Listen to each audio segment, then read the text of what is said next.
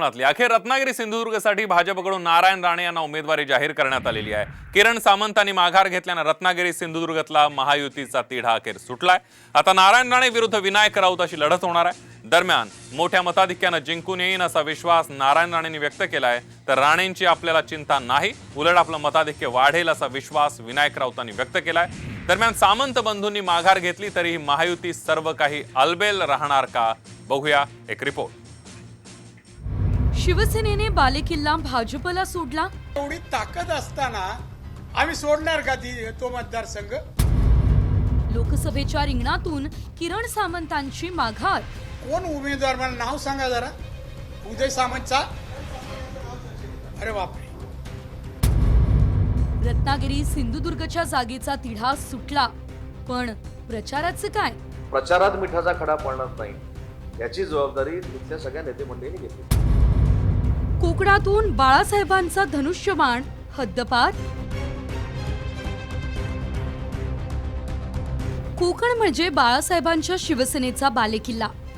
कोकणी माणूस आणि धनुष्यबाणाचं एक वेगळंच समीकरण कोकणात अनेक दशकांपासून बघायला मिळतं।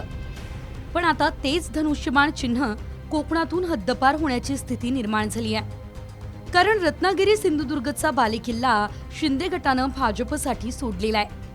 भाजपनं नारायण राणे यांच्या नावावर शिक्कामोर्तब करत सामंतांना सबुरीचा सल्ला दिलाय।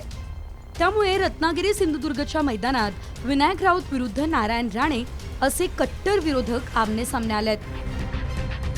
उद्या सकाळी 11 वाजता कशा पद्धतीने माहोल असेल उद्या? आनंदी आनंद, जिंकण्यासाठी आम्ही लढतो आणि जिंकणार। मोठं शक्ती प्रदर्शन असू शकतं। शक्ती आहेतच ना, प्रदर्शन करायची सवय नाही मला। 2.5 लाखाच्या फरकाने मी निवडून येतो। पूर्वी मला 2.5 लाखाचं मताधिक्य मिळणार होतं। नारायण राणे आल्यानंतर आणखी मला 2,75,000चं मताधिक्य मिळेल ही आता खात्री झालेली आहे। भाजपचा उमेदवार निश्चित न होता त्यावेळेला आजपासून 2 दिवसापूर्वी भाजप जिंकणार म्हणून सांगणारा सर्वे, त्याच्यावर विश्वास किती ठेवायचा? आमचा सर्वेवर विश्वास नाही आहे, आमचा जमिनीवर विश्वास आहे, आमच्या कार्यकर्त्यांवर विश्वास आहे। नारायण राणे यांनी 2.5 लाख मतांच्या फरकानं विजयी होण्याचा विश्वास व्यक्त केला। मात्र शिंदे गटाकडून राणेंच्या प्रचाराला मदत होणार का, याबाबत शंका व्यक्त केली जाते। पण हा निर्णय घेतला म्हणजे राजकारणातनं काही आम्ही थांबलेलो नाही किंवा आमचं कुटुंब थांबलेलं नाही। भविष्यामध्ये मी ज्याचा उल्लेख केला की काही काळ आम्ही नक्की थांबण्याचा निर्णय घेतलाय, काही काळ राणे साहेबांना देखील समर्थन करण्याचा निर्णय घेतलेला आहे।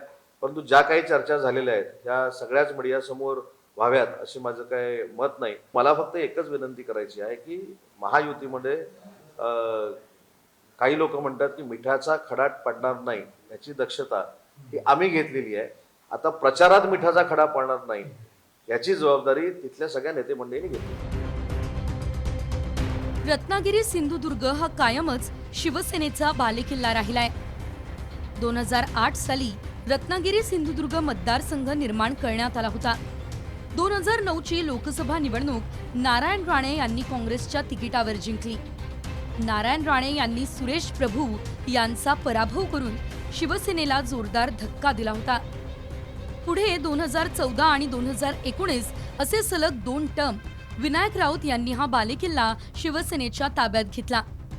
मात्र शिवसेनेतील फुटीनंतर एकनाथ शिंदे यांच्या उमेदवाराला हा बालेकिल्ला मिळवता आलेला नाही। किरण सामंत यांना माघार घ्यायला लावून शिंदे गटानं बालेकिल्ला भाजपला सोडलाय। दरम्यान महायुतीकडून नारायण राणे यांना उमेदवारी जाहीर करायला उशीर झाला।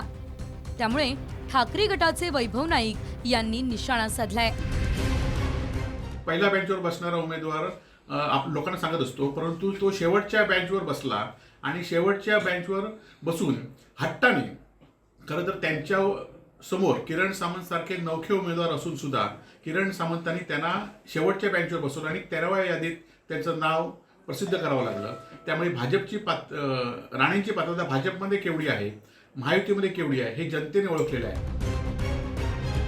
नारायण राणे यांचं राज्यसभेचं तिकीट कापल्यानंतर त्यांना लोकसभेला संधी दिली जाईल अशी चर्चा होती।